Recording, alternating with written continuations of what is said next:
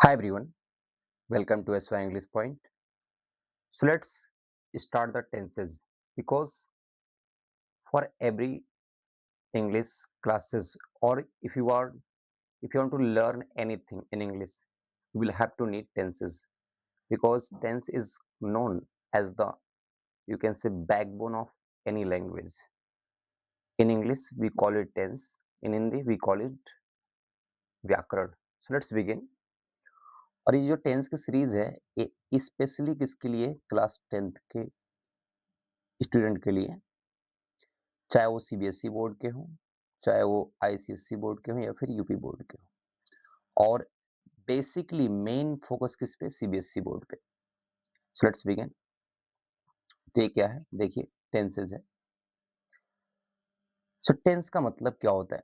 Tense का मतलब होता है टाइम. और अगर आप टाइम को देखेंगे तो टाइम बेसिकली कितने पार्ट का होता है? 3 पार्ट में डिवाइड होता है. तो अगर आप जो मैं एक्सप्लेनेशन आपके सामने जो मैं करने जा रहा हूँ, अगर आप इसके स्टेटमेंट को जो स्टेटमेंट है अगर इस पे ध्यान देंगे तो इनसे भी आपको कुछ ना कुछ सीखने को मिलेगा. इससे वर्ड मीनिंग, इसको प्रोनाउंस कैसे करते हैं, अंडरस्टैंड कैसे करते हैं टेक्स्ट टेंस को या फिर टेक्स्ट को. चलिए सीखते हैं. देखिए अगर टेंस की डेफिनेशन देखी जाए तो क्या लिखा है? Tense is defined as. Tense को डिफाइन किया जाता है एज मीन्स होता है के रूप में. किस रूप में? The form of verb. यानी कि टेंस क्या होता है? एक वर्ब का फॉर्म होता है. टेंस क्या होता है? वर्ब का फॉर्म होता है. That gives relation between times and action. जो वर्ब है ये क्या बताती है? रिलेशन. किसके बीच में? बिटवीन अतः दो लोग के बीच में. टाइम और एक्शन के बीच में बताती है क्या? रिलेशन. कौन? वर्ब. क्या बोला? Time is the duration of a work. Time क्या होता है? किसी वर्क का ड्यूरेशन होता है. यानी कि किसी वर्क को में जो भी इन्वेस्ट हुआ है, जो भी लगने वाला समय अंतराल है उसको हम क्या बोलते हैं? टाइम बोलते हैं. और एक्शन क्या होता है? Work done. जिस जिस कार्य को किया जाता है उसे हम क्या बोलते हैं? एक्शन बोलते हैं. तो इन्हीं टाइम और एक्शन के बीच में क्या होता था? रिलेशन. कौन? टेंसेस. देखिए tense gives the time when the action is done. Tense क्या बताता है कि एक्शन कब किया गया है, इसी टाइम को बताता है. अब अगर देखेंगे टाइम के फेज कितने होते हैं तो there are 3 phases of time. There are 3 phase. Phase means parts. किसके पार्ट्स? टाइम के. प्रेजेंट. प्रेजेंट का मतलब क्या होता है? Time that is now. एक ऐसा टाइम जो अभी चल रहा है. Past. Time that has passed. एक ऐसा टाइम जो बीत गया है. और future. Time that is at to come. ऐसा टाइम जो अभी आने वाला है, जो अभी आया नहीं है, that is called time at to come. फिर क्या बोला? Let's consider the sentences given below. Given means जो नीचे, गिवन मीन्स जो दिए गए हैं, बिलो मीन्स नीचे. और कंसिडर का मतलब होता है किसी पर विचार करना, अंडरस्टैंड करना. तो चलो ये बोल रहा है, चलो देखते हैं. There are 3 sentences that are given below. कौन कौन से हैं? पहला क्या है? Hari eats a mango. Present की बात हो रही है. Hari ate a mango. Past की बात हो रही है. Hari will eat a mango. Future की बात हो रही है. क्यों? अगर आप इसमें नोटिस करेंगे एक चीज तो यहाँ देखेंगे जो हरी सब्जेक्ट और मैंगो जो ऑब्जेक्ट है, ये तीनों सेंटेंस में एज इट इज है. लेकिन डिफरेंट क्या है? यहाँ पर इस एक्शन का टाइम डिफरेंस है. फर्स्ट में देखिए वर्ब में एस लगा हुआ है जो प्रेजेंट इंडेफिनिट को बताता है. सेकंड में देखेंगे वर्ब की सेकंड फॉर्म है जो बताती है पास्ट का इंडेफिनिट. और थर्ड में देखेंगे वर्ब की फर्स्ट फॉर्म के पहले क्या लग गया? विल, जो बताता है फ्यूचर का एक्शन बताता है. तो यानी कि अगर आपको वर्ब को टेंस को समझना है तो you will have to understand the verb. क्योंकि टेंस क्या होता है? फॉर्म ऑफ वर्ब होता है जो बताता है रिलेशन किसमें? टाइम और एक्शन में. अगर आप इसको देखेंगे हल्का सा तो देखिए क्या लिखा है. We can observe. हम यहाँ पर देख सकते हैं किनमें? इस 3 टेंस सेंटेंसेस में. दैट मीन्स कि ईच सेंटेंस, जो प्रत्येक सेंटेंस है, गिवन अबव जो ऊपर दिया गया है, हैज़ अ डिफरेंट मीनिंग, इसकी मीनिंग क्या डिफरेंट है। द रीज़न इज़, यहाँ पर रीज़न ये है कि दैट मीन्स कि ईच सेंटेंस, प्रत्येक sentence has a different form of verb.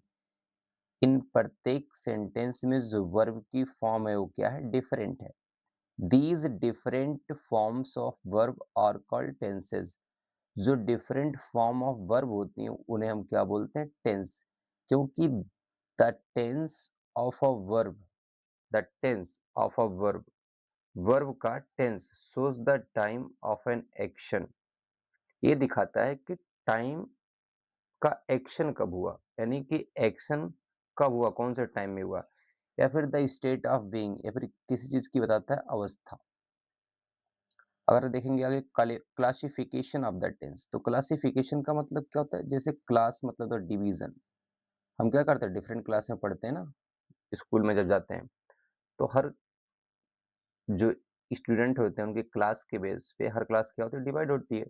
तो ऐसे ही टेंस का जो डिफरेंट पार्ट होता है उसको डिवाइड किया गया है, किसमें, बेसिकली थ्री पार्ट्स में। There are three tenses, basically tense कितने थे, three. Present tense, past tense और future tense. There are three tenses, present, past and future. तो देखिए, each tense is further divided, जो प्रत्येक टेंस है वो आगे डिवाइडेड है इनटू फोर फॉर्म्स। कितने फॉर्म्स में, फॉर्म्स मतलब टाइप, प्रकार, चार पार्ट में डिवाइड है। स्टडी द चार्ट, बोल रहा है चार्ट को स्टडी कीजिए, गिवन बिलो, जो नीचे दिए गए हैं। टू अंडरस्टैंड, समझने के लिए। मोर अबाउट ऑल टेंसेज, इन टेंस को जानने के लिए। मोर मीन्स ज्यादा। एंड देयर फॉर्म्स, और उनके फॉर्म को जानने के लिए। जैसे देखेंगे आप, तो टेंस यहाँ पर दिया है, let me enlarge it. Tense, tense three types के होते हैं, पास्ट, प्रेजेंट एंड फ्यूचर। और जो एवरी टेंस होता है वो फर्दर चार पार्ट में डिवाइड होता है। जैसे फर्स्ट क्या हो गया, इंडेफिनिट हो गया, सेकंड क्या हो गया, कंटिन्यूअस, थर्ड क्या हो गया, परफेक्ट, और फोर्थ क्या हो गया, परफेक्ट कंटिन्यूअस। इंडेफिनिट को हम सिंपल बोलते हैं, कंटिन्यूअस को प्रोग्रेसिव बोलते हैं, परफेक्ट को कंप्लीट बोलते हैं। और जो चौथा टेंस है ये कॉम्बिनेशन है किसका, कंटिन्यूअस का और परफेक्ट टेंस का कॉम्बिनेशन है, जिससे हम बोलते हैं परफेक्ट कंटिन्यूअस। सिमिलरली यहाँ भी देखिए, ये भी चार पार्ट के, और इसकी भी कितनी पार्ट है, चार। तो 4 + 4 और +4 टोटल मिला के हम जानते हैं कितने टेंस होते हैं, 12 टेंसेस होते हैं। So let's continue. अब इसकी यूजेस पे आते हैं। अगर आप देखेंगे इसकी यूज, तो टेंस का यूज क्या है, let me make it as large as it can be. तो पहला जो पढ़ेंगे टेंस वो क्या रहेगा, प्रेजेंट का इंडेफिनिट, प्रेजेंट टेंस रहेगा। और प्रेजेंट में कौन सा, प्रेजेंट का इंडेफिनिट टेंस। इंडेफिनिट का मतलब होता है anything that is not certain, कोई भी चीज जो सर्टेन नहीं है, जैसे। और इस टेंस का एक और नाम क्या है, सिंपल प्रेजेंट टेंस। आप इसको बोल सकते हैं प्रेजेंट इंडेफिनिट टेंस, और you can call it simple present tense. क्या बोल रहा है, दिस टेंस इज यूज्ड, इसको यूज किया जाता है इन द फॉलोइंग वेज, निम्नलिखित तरीकों से। पहला क्या है, अब देखिए, अगर प्रेजेंट इंडेफिनिट टेंस को पहचानना हो तो इसको पहचानने का बेस्ट तरीका क्या है, वर्ब की फर्स्ट फॉर्म, या फिर वर्ब में क्या लगता है, यस या यस। ये स्ट्रक्चर होता है अफर्मेटिव सेंटेंस। अगर नेगेटिव आ गया, इंटरोगेटिव आ गया, फिर इंटरोगेटिव प्लस नेगेटिव आ गया, तो उसमें क्या होता है, डू या does as a helping verb use होती हैं। और डू डज के बाद हमेशा क्या आता है, वर्ब की फर्स्ट फॉर्म आता है, किसमें, इंट्रोगेटिव, नेगेटिव और इंट्रोगेटिव प्लस नेगेटिव। और अगर प्रेजेंट का इंडेफिनिट में इज, एम, आर आ रहा है, तो यानी कि ये बताता है क्या, किसी चीज की अवस्था, कंडीशन, जिसको बोलते हैं दशा। और अगर हैज और हैव आ रहा है प्रेजेंट के इंडेफिनिट में, तो ये बताता है पोजेशन, जिसको हम बोलते हैं अधिकार। लेकिन देखना, अगर इज, एम, आर के बाद वर्ब में आईएनजी आ गया, तो ये बन जाएगा प्रेजेंट कंटिन्यूअस। और हैज, हैव के बाद वर्ब की थर्ड फॉर्म आ गए तो बन जाएगा प्रेजेंट परफेक्ट। लेकिन अगर आईएनजी फॉर्म नहीं है, वर्ब की थर्ड फॉर्म नहीं है, सिर्फ इज एम आर है, तो ये रहता है प्रेजेंट का इंडेफिनिट, जो बताता है क्या, किसी चीज की अवस्था या कंडीशन या दशा। और अगर हैज हैव है तो बताता है अधिकार कि आपके पास क्या है। जैसे मेरे पास एक लैपटॉप है तो आई हैव अ लैपटॉप। जैसे कोई बीमार है तो ही इज इल, तो ये क्या कंडीशन, ये उसकी अवस्था है। तो देखते हैं फर्स्ट जो इसका यूज है वो क्या है, टू एक्सप्रेस हैबिचुअल एक्शन, एक ऐसा एक्शन जो हैबिचुअली होता है या फिर उसकी हैबिट या फिर कस्टम। कस्टम का मतलब होता है रीति रिवाज, प्रथा, उसे हम क्या बोलते हैं, कस्टम। जैसे अब देखेंगे हम, तो पहला जो सेंटेंस है वो क्या है, आई वॉच टेलीविजन, मैं टेलीविजन देखता हूँ, कब, ऑन संडेज। देखिए संडेज में एस लगा हुआ है, जब भी प्रॉपर नाउन में एस लग जाए तो इसका मतलब ये होता है कि एवरी संडे। तो मैं टेलीविजन वॉच करता हूँ कब, एवरी संडे। सी गेट्स अप, वह उठती है, एवरी मॉर्निंग एट 6 o'clock, 6 बजे। कब, एवरी मॉर्निंग। एवरी मॉर्निंग का मतलब होता है कि ये उसका हैबिचुअल एक्शन है। She gets up every morning at 6 o'clock. It means she never missed this habits. Next क्या है, he walks in the evening. वह walking करता कब, in the evening में। evening means शाम को। It means whenever it 5 to 6 o'clock he went out his house and he walks and walks and walks. So it is his habit. My shop opens at 9 o'clock. मेरी shops open होती है कितने बजे, 9 o'clock. आई exercise, मैं exercise करता हूँ every morning. Every means प्रत्येक, morning means सुबह को। तो देखेंगे अगर आप, तो वर्ब पे ध्यान दीजिए, तो आई क्या है, सब्जेक्ट प्लूरल है तो इसलिए वर्ब की फर्स्ट फॉर्म आई है। सी के बाद देखिए वर्ब में एस लग गया, ही के बाद वर्ब में एस लग गया, शॉप एक है इसलिए वर्ब में एस लग गया। आई फिर क्या है, सब्जेक्ट प्लूरल है इसलिए वर्ब की कौन सी फॉर्म है, फर्स्ट फॉर्म। तो इसका मतलब होता है जब सब्जेक्ट एक होता है तो वर्ब में क्या लगता है, यस या यस। और सब्जेक्ट जब एक से अधिक होता है तो वर्ब में क्या लगता है, सिर्फ वर्ब की बेस फॉर्म आती है, उसमें यस या यस ऐड नहीं करते हैं। दूसरा यूज इसका क्या है, जो सेकंड इसका यूज है वो to talk about a general truth या फिर यूनिवर्सल ट्रूथ। और देखिए कंजंक्शन है जो, जिसको बोलते हैं हम ऑल्टरनेटिव कंजंक्शन, ये दो ऑप्शन को बताता है। तो टू टॉक अबाउट ऐसा ट्रूथ जो जनरल हो। जनरल का मतलब होता है जो लगभग मोस्ट ऑफ द केसेस सही होता है।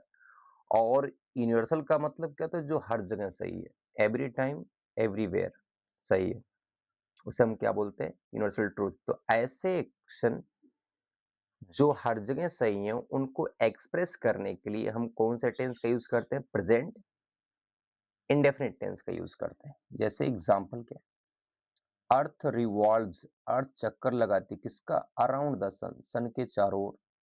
द सन राइजेस, सन उगता है कहां पर, in the east. The sun sets, sun डूबता है कहां पर, in the west. Two and two, दो और दो कितने होते हैं, चार होते हैं। Honesty is the best policy, honesty सबसे अच्छी नीति है, ईमानदारी सबसे अच्छी नीति है। तो अगर आप इन 5 सेंटेंस पर एक बार कंसिडर करेंगे इनको, तो देखेंगे कि इनमें ऐसे ट्रूथ हैं that you can not ignore, that is true everywhere and in every situation. अगर आप उसको फॉलो करते हैं, देखिए honesty most of the people के द्वारा ऐसा माना जाता है कि इज द बेस्ट पॉलिसी, एक बहुत अच्छी नीति है ईमानदारी। तो फिर देखते हैं, देखिए अर्थ एक है इसलिए बर में एस लग गया, सन एक है बर में एस लग गया, सन एक है बर में एस लग गया। अब टू एंड टू दोनों एक मिलकर क्या बना दिए, चार, इसलिए बर में एस लग गया। ऑनेस्टी एक है इसलिए बर में एस लग गई। ये बता रहा है क्या, अवस्था। ये चारों बता रहे हैं एक्शन, और ये पांचवा क्या है, अवस्था है।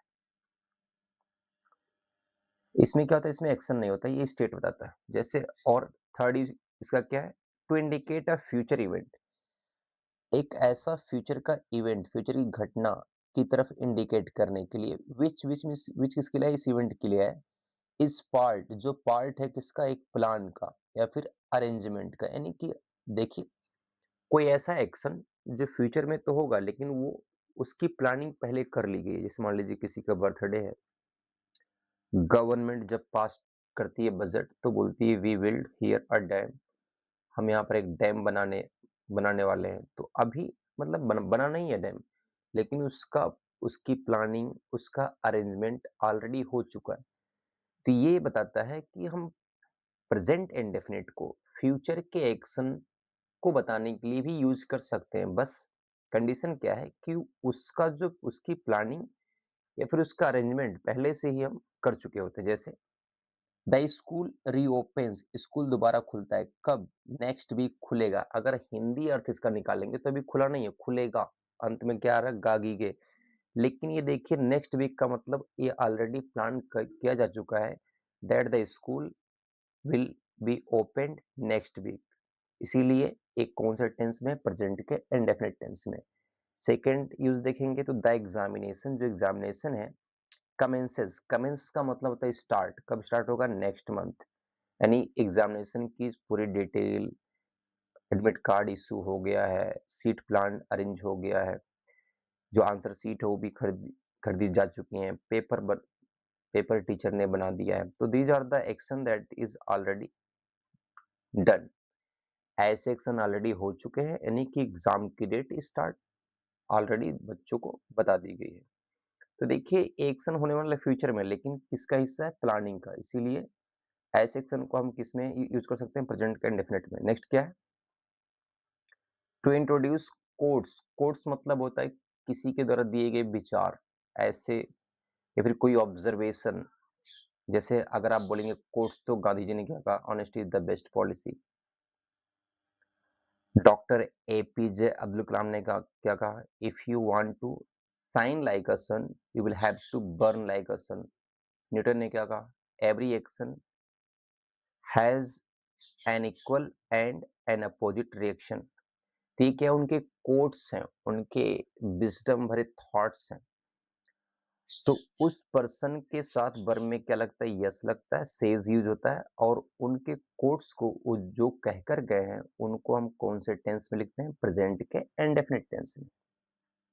देखिए ना, जैसे न्यूटन न्यूटन कहते हैं, क्या कहते हैं? एवरी एक्शन, जो प्रत्येक एक्शन के पास होता है एक इक्वल और अपोजिट रिएक्शन। ये कौन कहता है? मिस्टर न्यूटन कहते हैं। इसको उनका लॉज है। और जॉन कीट्स एक काफी फेमस पोएट थे, ये क्या बोलते हैं? A thing of beauty is a joy for ever. कोई भी ब्यूटी की एक चीज हमेशा के लिए जॉय देती है हमें, हमेशा के लिए एक परमानेंट सोर्स ऑफ जॉय होता है।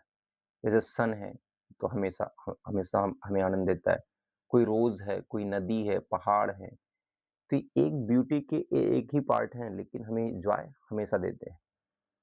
नेक्स्ट क्या है? एक्सक्लेमेटरी सेंटेंस, जिसकी शुरुआत किससे होती है? हियर और देयर से।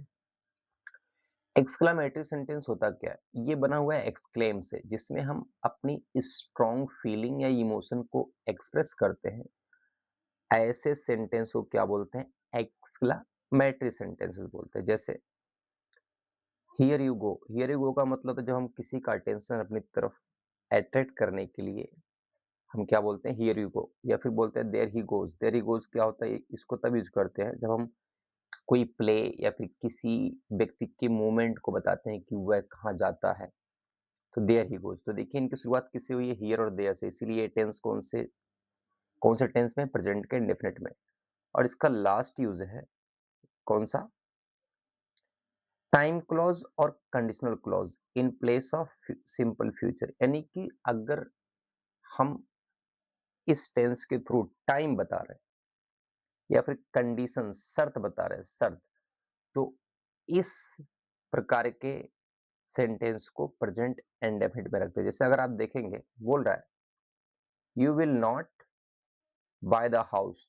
तुम हाउस नहीं खरीदोगे। कब? इसकी कंडीशन क्या है? If you do not earn money. अगर तुम पैसे नहीं कमाओगे। तो ये कंडीशन है। तो देखिए जो कंडीशनल सेंटेंस है ये किस में है? प्रेजेंट के इंडेफिनिट में। दूसरा क्या है? You will fail. तुम फेल हो जाओगे। कब? If you don't work hard. अगर तुम हार्ड वर्क नहीं करोगे। देखिए ये कौन सा टेंस है? कंडीशनल। तो दोनों कंडीशनल सेंटेंस देखिए किसमें? प्रेजेंट के इंडेफिनिट में। तो ऐसा सेंटेंस जो कंडीशनल होता है वो किसमें होता है? प्रेजेंट के इंडेफिनिट में होता है। अब चलिए देखते हैं इसका स्ट्रक्चर देखते हैं।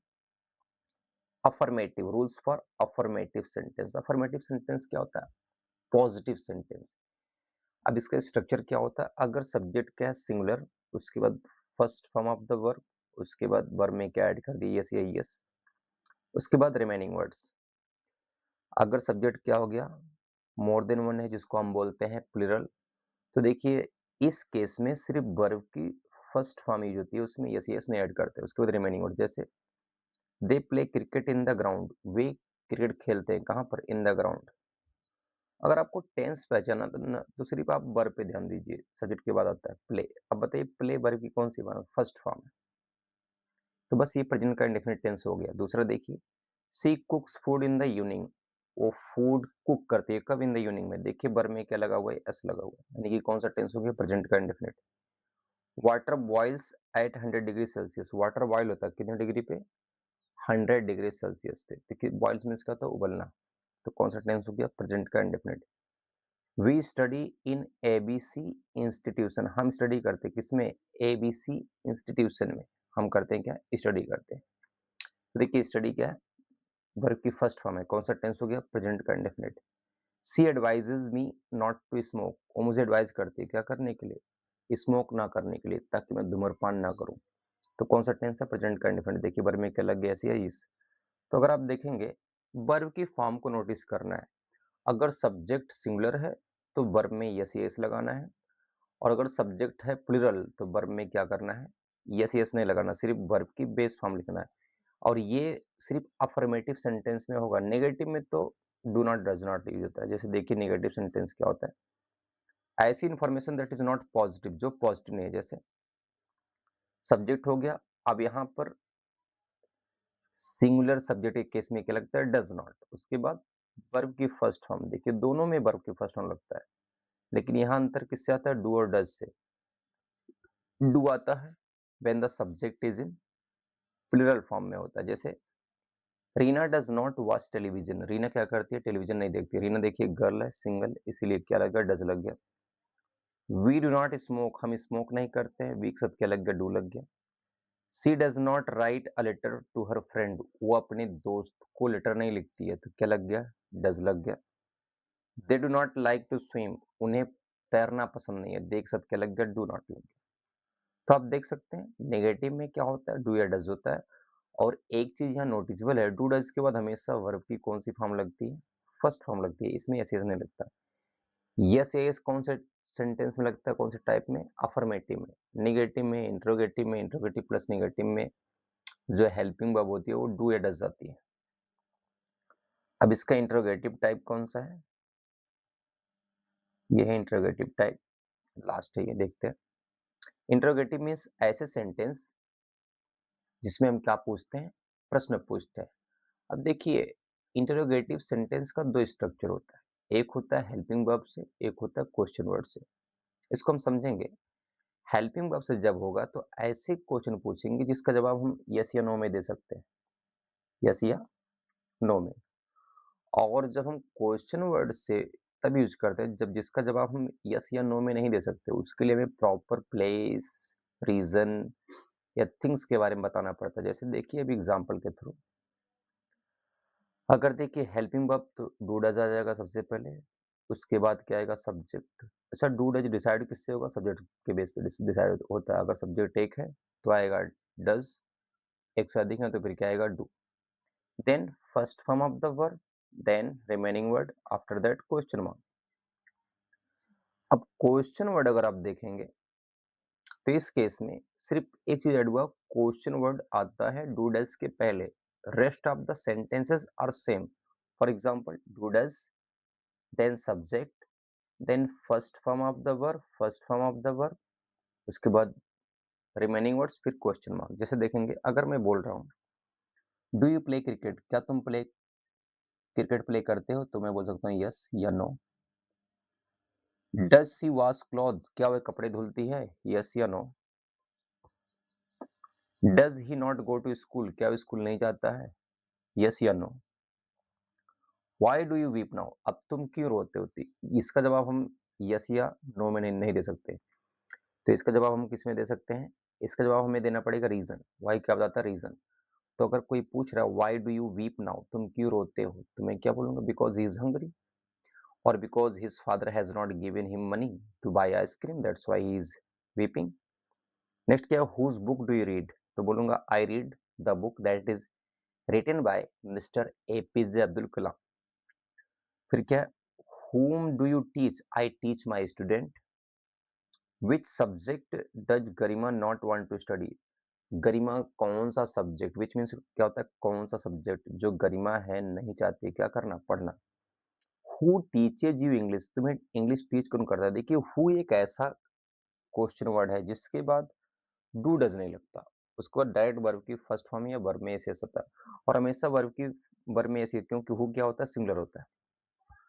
तो बोल रहा तुम्हें इंग्लिश कौन सिखाता, Y do you not complete your homework, तुम अपना होमवर्क कंप्लीट क्यों नहीं करते. वाई मीन्स क्यों, वाई मीन्स क्यों. नेक्स्ट क्या है, सो that's all, keep learning keep growing.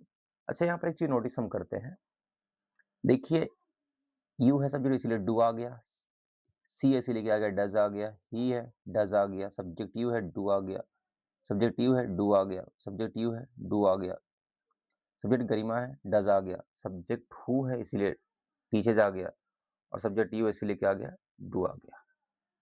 ये दोनों, ये तीन क्वेश्चन किस पे हैं, किस पे बेस है, हेल्पिंग वर्ब से, और ये किस पे बेस है, क्वेश्चन वर्ड से. डिफरेंस क्या होता है, इनका जवाब हम यस नो में दे सकते हैं, इनका जवाब यस नो में. यहाँ पर हमें क्या बताना पड़ेगा, रीजन, यहाँ पर कोई पोजेशन, यहाँ पर किसी व्यक्ति के बारे में, यहाँ पर कोई ऑब्जेक्ट है, यहाँ पर कोई पर्सन है, यहाँ पर फिर reason. So that's all, keep learning and keep growing. All the best.